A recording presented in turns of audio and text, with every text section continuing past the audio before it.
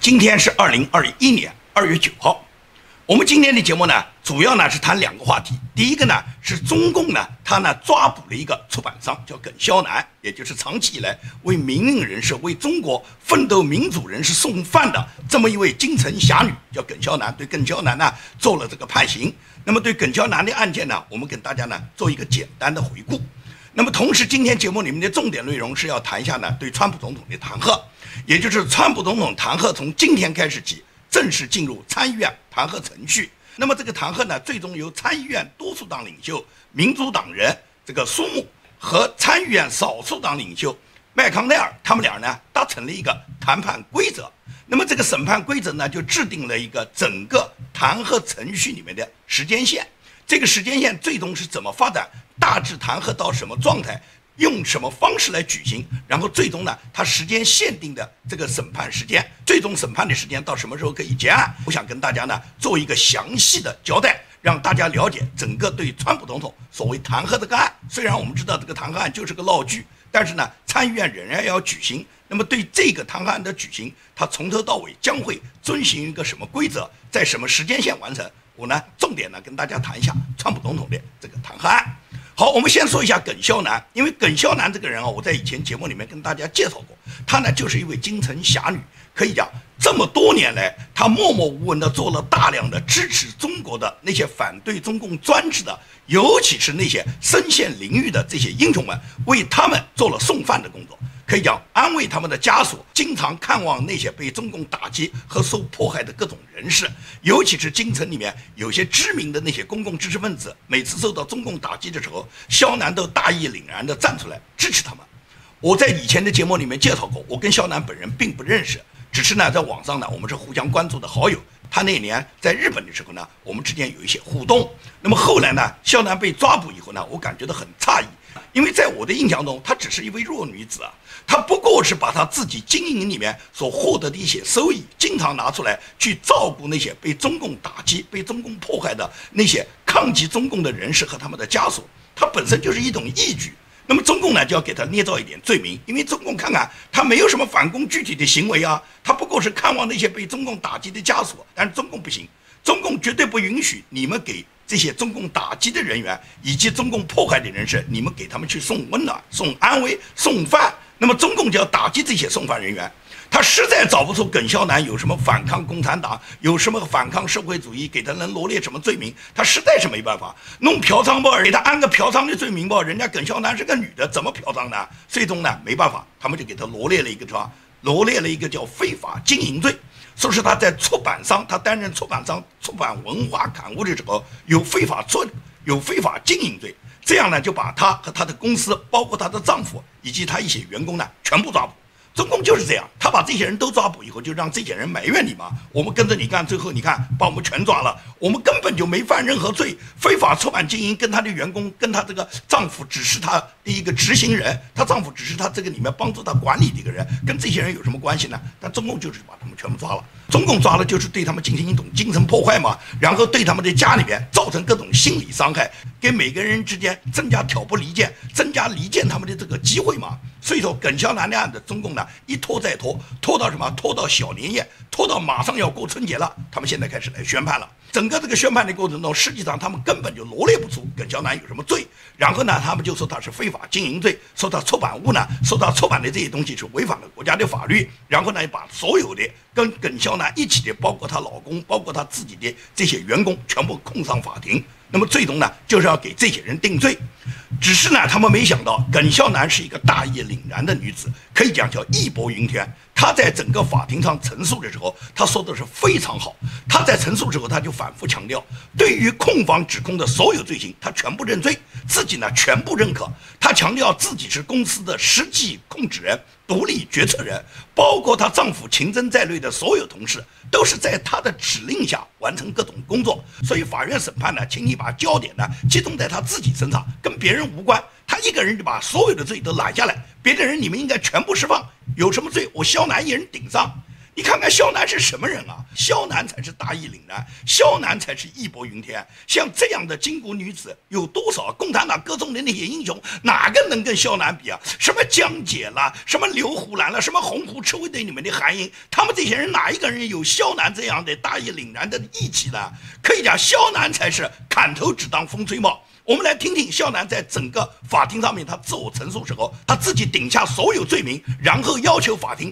就判他一个人，以及所有罪他一个人扛的。也就是说，我们看看肖楠他讲话这段录音。我想说的第一点是，我对公诉人今天跟我指控的所有在起诉书上所有的罪行，我全都认罪，并且借法庭这样的一个宝贵的机会向社会认错和道歉。然后对于刚才所宣读的所有的证据，我全部都认可，并且我认为非常的真实，这是我要说的第一点。第二点呢就是刚才辩护人提到了我是不是公司的这个实际控制人的一个问题，以及我离职的时间的问题。那对此我要补充说明一下，就是无论我的离职时间，具体的交接法人的时间是什么时候，那么从2001年一直到今天，那我都是瑞雅书业的实际的这个控制人以及独立的决策人。那么我的同事秦真、汪海波、杭玉他们的所有的他们的这个职务行为都是在我的指令下完成的。那么关于这个就是起诉书上这个指控的没有伪印单加印以及其他的违法行为，那么所有的都是在我的这个指示下完成的，甚至于是多次是秦真，我的同事秦真、汪海波、杭玉他们在多次的质疑甚至反对的情况下，那么我还执意的要独立的要去这样做。所以说更多的他们是出于他们在这样的一个职务上执行老板的一个指令。所以假如说法庭能够对他们重新处罚的话，而把这个处罚的焦点聚焦在我身上的话，我将不胜感激。我想说的最后一点是，可不可以恳请法庭，恳请尊敬的审判长，第一念在我是初犯，第二念在我没有主观犯罪意图，第三可能这个案子暂时还没有具体的受害人和具体的受案金额，第四我特别需要说明的是，我需要赡养和照顾已经80岁的老父亲，他是一名上过越南战场的残疾的退伍军人。你听完肖楠这段录音，你就知道肖楠这个人多么了不起。除了他本人一个人把所有罪扛掉，希望法庭呢就把所有的罪聚焦在他一个人身上，跟别人都没有关系。同时他也向法庭提出，他的罪既没有造成任何经济伤害，也没有哪一个受害人，更没有给社会上扩大什么影响，所以说他根本就不存在什么犯罪造成了对社会有伤害。同时他还有一位80岁的老父亲，老父亲是上过越南战场上的残疾军人。如果你把肖楠判了很重的刑，那肖楠哪有什么机会去孝顺他的父亲？所以说肖楠的陈述，我觉得他才是慷慨激昂。但是中共想好了要治肖楠的罪，他不管你怎么去讲，他们最终呢还是决定判决了耿肖楠呢3年的非法经营罪，她丈夫呢被判了2年半，同时呢给了缓刑3年。这样的话，也就是耿肖楠一个人用3年牢狱的代价来换来了他自己人格的光辉。那么对肖楠被抓，我觉得他不是一个孤案。在中共可以讲在习近平统治下，无数的异议人士都被习近平送进牢房。不光是那一大批像张展这样反抗中共强权、敢于说真话的那些记者、那些新闻报道者，以及那些反对中共专制制度、追求言论自由的人，那么还有一批就类似于像耿肖楠这种，他仅仅是给这些英雄义士的家属们送饭的人，中共都没有放过。中共打击耿肖楠，他实际上就是列一个典型嘛，就告诉所有的人，你只要敢同情、敢照顾那些反抗我们的人，那些被我们送进监狱的人，那么最终耿肖楠就是你们的榜样。哪怕没有罪，我们可以罗列一个罪。中共他罗列罪名太容易啊。耿肖楠就是因为他支持许章任在许章任的事情上不断的发生，不断的为许教授去写明他自己的观点，所以中共他最终没有办了许章任，他反而就把人家耿肖楠抓了。中共就是这么邪恶，他对案子没有什么逻辑性，他想抓谁就抓谁，他打击你的目的就是要稳固他中共这个邪恶的政权。所以耿肖楠的事情，中共只是杀一儆百。那么从这件事上，我们都能看出中共这个邪恶的用心，他打不掉耿肖楠。耿肖楠绝不会因为中共治了他3年的罪，就会改变他自己的斗争意志。我相信肖南最终能挺过这个牢狱的3年，最终肖南能够早一点健康的回到他的家中。好，我们下来呢谈一下川普总统的弹劾。那么川普总统的弹劾案呢，完全就是国会搞的一场闹剧，也就是他们在川普总统临近整个总统要交接还剩这么10来天的时候，首先由众议院由南希·普洛西发起了对川普总统的弹劾。那次这个弹劾案里面呢，所有民主党的众议院的议员呢全部投了赞成票，而且有10个共和党的众议员，以呢这个原副总统切尼的女儿莉兹为首的10个共和党的众议员也投了赞成票。这样呢，这个弹劾议案呢在众议院呢就形成了。形成以后，他们交到参议院以后，参议院一看他们的这个议程是完全没有可能在1月20号所谓新总统就职之前来审核这个弹劾案。因此，这个弹劾案呢，本来在1月20号所谓新总统当选以后，这件事就应当就了结了，因为已经没有任何宪法依据了嘛。川普总统到1月20号已经是退任的总统，一个离任的总统就是一介平民，对一个平民去搞弹劾，你这个完全就是违法的嘛。但是呢，整个国会无论是参议院还是众议院，他们仍然要继续举行这个对川普审判弹劾的程序。那么这一点是完全是违宪的，除了美国有大量的宪法专家、宪法学家和那些宪法教授站出来指出，美国现在参议院如果进行对川普的离任弹劾审判，就完全是违背了美国宪法。但是参议院一意孤行，尤其是参议院现在多数党的领袖是民主党的这个叫苏木，他呢坚持呢要进行审判。那么共和党的这个少数党领袖麦康奈尔呢，现在又开始投靠民主党，跟民主党沆瀣一气。他们最终也就是苏木和麦康奈尔，他们达成了一个审判程序，要对川普呢必须进行审判。在这个过程中，参议院有一个共和党的参议员叫兰德保罗，兰德保罗是专门提起了一个议案，认为继续对川普这个离任总统进行审判是完全是违宪的程序。他要求所有参议员投票表决这个弹劾议案有没有可能我们继续进行，他有没有违宪，是 yes 还是 no。 所以说呢，他这个议案呢最终是得到了参议院100个参议员呢大家呢投票表决的。那么投票表决的结果，也就是有45个共和党的参议员是坚决反对的。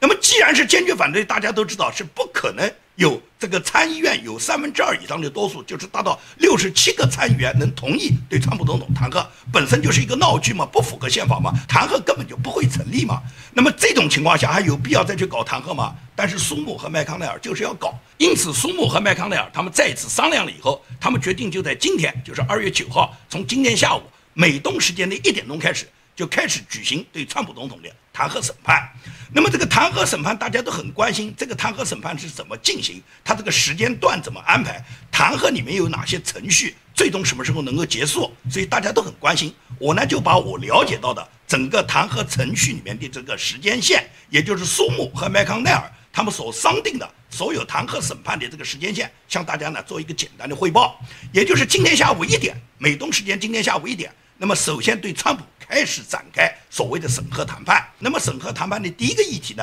就是要为这个审核谈判是否符合宪法要进行4个小时的辩论。因为呢，现在有相当一部分的参议员呢，尤其是共和党的参议员，他们指出整个弹劾审判是不符合宪法的。所以说呢，他们要求在审核谈判之前，首先要为这个审核谈判是否符合宪法要进行一个辩论。那这个辩论呢，他们确定了只有4个小时，4个小时以后要举行一个投票。这个投票是要决定审核谈判是否要进行，是否符合宪法。如果是违宪，根本不能进行。只要是这个多数参议员反对，那么这个审核谈判就取消了，就不用再审核了。但是从现在情况来看呢，因为要过简单多数就可以通过，而共和党里面不占多数，现在民主党是占50个人，而且共和党里面还有几个参议员是赞成审核谈判的。所以说呢，可以预见这个审核谈判最终能往下进行呢，他们投票呢是简单多数嘛，也就是说他们简单多数会同意这个审核谈判继续进行的。这是第2项工作，就是第1项是辩论，第2项是投票，我们这个审核谈判是否进行。那么现在呢，多半是可以继续进行的，因为呢民主党占有多数，共和党里面还有几个叛变的，所以说呢，这样呢，也就是审核谈判会进入到第3个程序。那么第3个程序是干什么呢？第3个程序就是说控辩双方，所谓控辩双方，也就是川普总统他有一个律师团队嘛，也就是控辩双方要举行16个小时的陈词和辩论，也就是川普总统的律师团队和参议院控诉川普有罪，控诉川普他在1月6号煽动了这个国会大厦的暴乱，对这件事呢，由控辩双方进行辩论。这个辩论呢，一共给出了双方最多16个小时的辩论时间。那么这16个小时的辩论时间就到达哪里了？把这16个小时全部辩论完，就基本上到了星期五、星期六了。那么礼拜六是休庭。礼拜六为什么休庭呢？因为这个协议上面呢，他们川普总统的律师提出，就是说犹太安息日从星期五的日落开始到星期六的日落结束，这段时间必须是休庭。因为他们要根据他们的宗教习惯是这样去做，所以说法庭是允许的。这样的话，也就是礼拜五日落到礼拜六的日落这一段时间就完全休庭的，实际上就是礼拜六完全休庭，在礼拜五的日落之前，要把双方的这个16小时的辩论呢，把它全部辩论完。那么辩论完进入休庭以后，下一次再开庭就到了礼拜天了。那么到了礼拜天之后，就是要结束开庭陈词的日子。所谓开庭陈词，也就是说整个辩论结束了，那么最终下面一个程序去怎么走呢？到下个礼拜一就是由参议院问讯环节，这个问讯环节设定了4个小时。所谓问讯环节，就是按照麦康奈尔和苏木所确定的这个议案，允许双方提供证人。也就是参议员可以问询对方的证人，如果弹劾经理他招询证人的话，参议院就讲是否召唤证人进行4个小时的辩论，并随后呢投票表决。因为对是否召唤证人呢，现在大家都有争议，有没有必要再召唤什么证人？而且证人来了以后，就会增加所有的这个审核的时间。现在目前双方都讲要保留这个程序，但是不一定会提供证人。尤其是共和党里面一部分参议员是反对民主党再去召集什么证人来，因为证人很可能不止一个嘛。那么共和党就说他们完全掌握1月6号这个所谓川普煽动的是根本不存在的。FBI 和美国司法部早已有调查的这个结论，如果你们传唤证人，那么共和党就会要求 FBI 和司法部他们出庭作证，拿出证据证明整个1月6号的袭击是事先有准备的安提法的活动，跟川普总统发表的演讲和川普总统他本人煽动没有1毛钱关系。讲这个话的是共和党的参议员格林勒姆。格林勒姆他之所以放出这个话，也就是希望民主党不要在这个枝节上再去纠缠，不要再找什么证人。你要找证人，我就会把 FBI 找来。那么你格林勒姆明明知道 FBI 已经掌握了1月6号跟川普总统没有关系，为什么不能在这个审判之前就把这些证据全部拿出来，让参议院里面所有参议员都明白跟川普没有关系，那还审判啥呢？他们就不这样做，他们就要把这个程序拖到这一步。那么如果双方不传唤证人呢，在参议员问讯环节结束之后，或者是证人出庭作证结束之后，双方呢各有2个小时的陈词时间。也就是说，在参议员所有问讯结束了，如果传唤证人或者说不传唤证人，在这个问讯结束以后，那么控辩双方都还有各有2个小时的陈词，也就是大家每个人有2个小时做最后陈述。那么最后陈述完了以后，就是参议员进行弹劾表决。弹劾表决上面只有2项，就是认定川普是有罪还是无罪。那么这个弹劾表决，如果认定川普总统有罪，必须要达到2/3的多数，也就是最起码要达到67个参议员全部同意给川普当有罪的结论。如果是这样，那么弹劾就成立。如果达不到2/3的多数，也就是满足不了2/3的多数，没有17个共和党的参议员加入民主党的话，那么这个弹劾就结束了，根本川普总统就无罪，这件事情就彻底结束了。所以说整个弹劾实际上是一场闹剧，但是这场闹剧呢，民主党呢就想把它进行下去，尤其是共和党的大佬麦康奈尔，他就积极的配合民主党，他们做这件事，但是弹劾呢是肯定不会成功的。因为共和党上一次就有45个参议员就是认定整个弹劾呢是违宪的，他们不会随便加入，只有5个参议员是同意弹劾川普的。那么这5个参议员这次是否有人他害怕了会退出这个行列，我不敢说。最多有人参加呢，也就是麦康奈尔参加，大部分的这些参议员仍然会守住自己的底线的，不会参与民主党这个弹劾审判的闹剧，因为完全是违宪的嘛。民主党他做的这件事，他完全是双标。你比方说，现在这个民主党人参议院共和党多数党领袖苏木，他动不动说川普在1月6号煽动了暴徒冲击了国会大厦，但是根据共和党参议员指出，苏木在他自己过去，就是包括去年在黑名贵的时候，他就曾经威胁过最高法院2个大法官，跟这2个大法官他当面在最高法院门口告诉这2个最高法院大法官说，如果你们不同意女性这个堕胎案，那么你们2个人马上就会得到报复。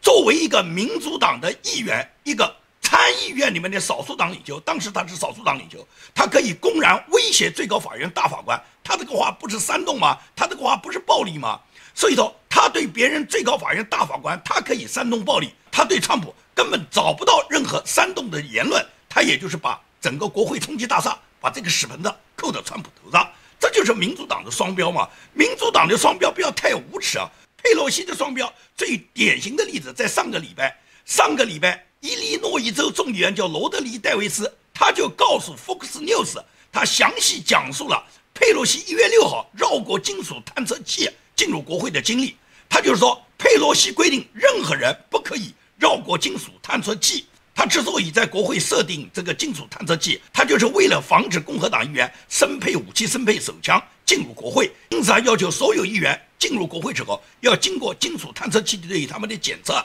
他们如果有武器要登记，这是南希·佩洛西他规定的。他规定了以后，结果有一个共和党的议员叫路易·葛穆特，他因为要去洗手间，他急着上洗手间，他就从残疾人通道走了，没有经过这个金属探测器。那么南希·佩洛西就罚了他$5000。可是南希他自己走过残疾人通道，他绕过这个金属探测器，他为什么就不要罚款呢？所以说，伊利诺伊州的这个共和党的众议员叫罗德里·戴维斯，他就说南希要主动去交了$5000的罚款。为什么你制定的规则你可以不遵守，都要别人去遵守呢？所以说这就是民主党的双标嘛。在弹劾川普的这个议题上面，明明是违反宪法的，但是共和党有一些议员他们支持，因为他们对川普很痛恨。但是他们最终要为他们自己的行为付出代价的。那个众议院有10个议员，他们支持弹劾川普，现在他们的选民都表示一定要在下一次选举中把他们选下来。尤其是前副总统切尼的女儿叫莉兹，莉兹现在为了顽固地保住她自己在共和党的地位，她甚至在所有选民反对她的情况下，她可以大言不惭地说，川普在党内没有领导地位，川普不配在共和党内成为领袖。他真不知道他自己几两，他以为他跟小布什他们是一伙，就有小布什共和党的这些建制派大佬罩着他，他就可以继续混下去。目前来讲，他所在的州就是怀俄明州的共和党中执委员会，他们74个委员投票，以66比8票的这个票数，最终通过了对莉兹的谴责案，谴责切尼这个女儿叫莉兹，她弹劾川普总统的行为是背叛了共和党的选民利益。目前怀俄明州共和党党内有好几个人要挑战莉兹，同时莉兹还遇到了最大的挑战，也就是说川普总统的大儿子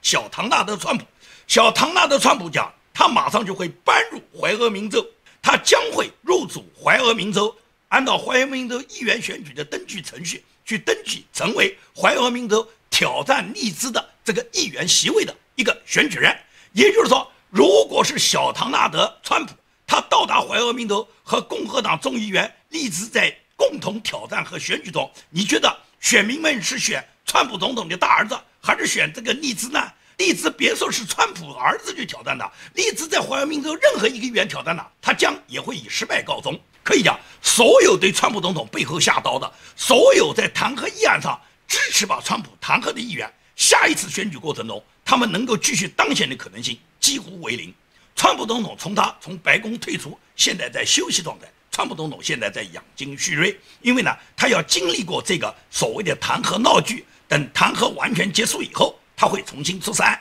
尤其会布局他自己的全新的媒体。目前来讲，川普总统他在总结他这4年在华盛顿沼泽里面跟这些大鳄们搏击的这些经历和吸取他惨痛的教训。川普总统他在白宫时候重要的顾问纳瓦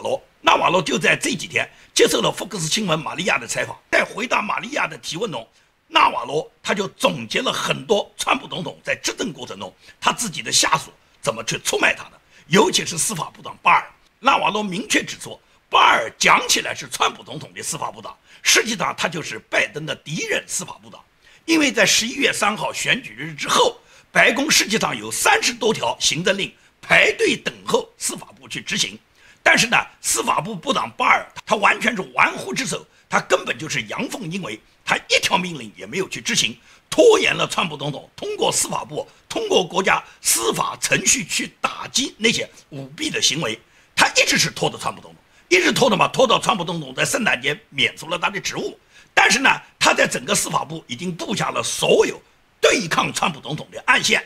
而拜登接任呢？拜登接任不到1个礼拜，巴尔的所有法律顾问的办公室就快速地跟进了拜登所有的行政令，让拜登所下达的这将近50个行政令全部马上落实到位。所以说，这完全就是民主党勾结共和党一部分人深层政府对川普进行的一场政变，这是纳瓦罗明确能够认定的。所以说，川普总统他目前来讲就是一个在疗伤的过程，在养精蓄锐的过程，他在等待着这个弹劾闹剧过去以后，川普总统将会重新出现在公众视野，他将会布局一个很大的媒体网络，同时川普总统会在他共和党内领袖的地位发力。他的发力最终就会导致所有在共和党出卖他的人，以及在弹劾审判中对他落井下石的人，这些人将会被共和党选民全部选掉，而支持川普总统和仅仅依靠川普总统的所有共和党的那些青年精英，将会在今后的选举中，在共和党的选举中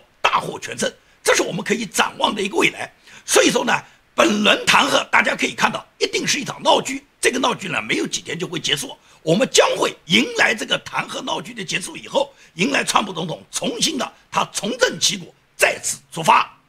好，今天的节目呢就跟大家做到这里，谢谢大家。